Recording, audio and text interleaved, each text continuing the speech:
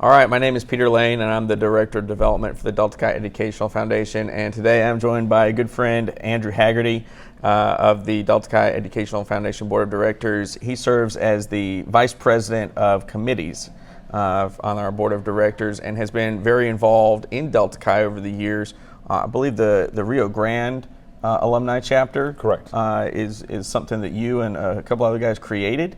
We did. We were one of the earlier alumni chapters. I mean, they've been around forever, but they kind of went away and are coming back. And unfortunately, in 2010, our chapter went down. And I live in El Paso, Texas now, and the closest chapter to me is about 5.5 to 6 hours. Okay.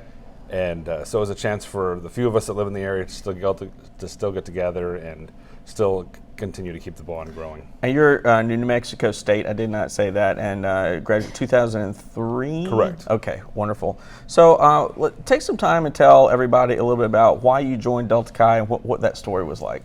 Ironically, I think I'm the only guy who ever actually went to college to join a fraternity. I've never heard anyone else say I wanted to do it. It just happened. I graduated from a tiny school in New Mexico. There's a graduating class of 42 people.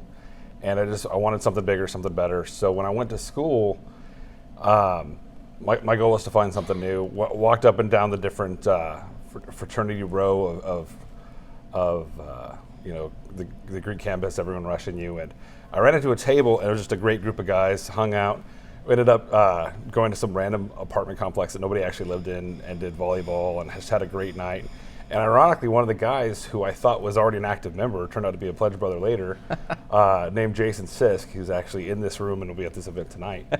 And was just one of the key guys to sit there and just make me really enjoy it. And the funny thing is, the next time I was at a Rush event, I'm like, aren't you in? No, I just got here too. I'm like, oh, I thought you remember.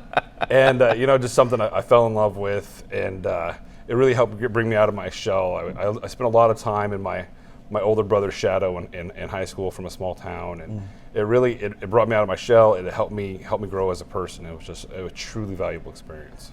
Now you went on from college, and I don't know if you went immediately into real estate, but you now run a very successful real estate business. What are some of the things at Delta Chi that you have used as a professional? I did real estate almost through my college career as well. I was in the title business all through college, and it's what's said over and over again. I was AMC BA of my chapter, and having the opportunity to, everything you learn in a fraternity world is what you learn in a business world. Rush is recruiting, setting meetings, setting agendas, making sure stuff happens, having the ability to learn to say, okay, this is the group of people we have. I may not like or agree with everything everyone says, but we got work to do and so have to get it done. Mm-hmm. And learning how to work with different character types, learning how to work with different personalities to accomplish goals that need to be done was the best life lesson you could have. And also learning the mistakes, as a B, as an A, I'd make some mistakes and I'd do something and someone would call me on it later and I'm like, you know what? You're right, I screwed up. But I screwed up in a micro level that didn't cost me thousands of dollars in a business or a franchise or anything like that. That's a great way to look at it. I've never heard anybody articulate it that way.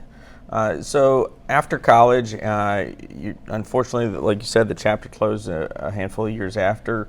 And then what did you do? How did you stay involved in Delta Chi? What did you decide to engage with? Ironically, I was soon after being elected B, I was our delegate to the Phoenix 2000 convention. Okay. And I kind of made a promise to myself there that I'm going to do everything I can to never miss a convention. Oh. And I had just got my 10th convention tie last convention. I've hit 10 in a row. It's been just a great part of my life. And luckily, when I met my wife in college, I was already pretty full on into the fraternity world. So Delta Chi's been a part of our relationship as long as she's been around. So it was never something I had to explain to her. She was she was the girlfriend who fed everybody. She was the girlfriend who made sure, people got sunscreen on a day when we were outside playing football. So she's known it. My best friend and roommate for many years married her best friend.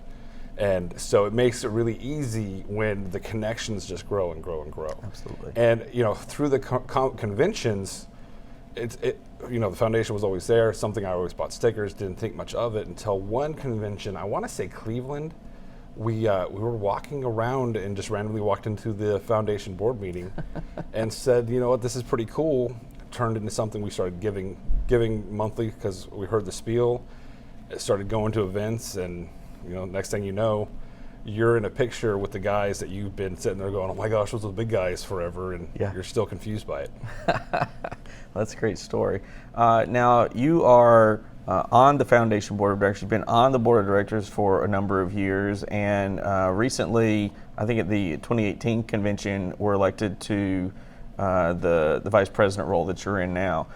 Tell everybody a little bit about what that role consists of, and kind of what's going on in the foundation right now. It was a newly created role. What we did was we had a president's role, vice president's role, and we kind of split the vice president's role to give a little bit more opportunity and a little bit more off one person's plate. So we said, first vice president's going to be in charge of programming, to making sure scholarships are taken care of. And the second vice president role, we were still fleshing out and still figuring out how to make it work, kind of overseeing the committees, making sure they're taken care of, doing what they can, being another voice in the room. So sometimes I'm not the appropriate voice as far as not telling jokes, but making sure that the committees know if there's any issues, I'm there to help, there to assist, or I'm kind of we need to get this committee done right away, set it over breakfast and make it happen. So it's one of those things where it's an ever evolving foundation, like everything else is going to be, and just finding the perfect roles for to make sure we can get to the next level. And that's what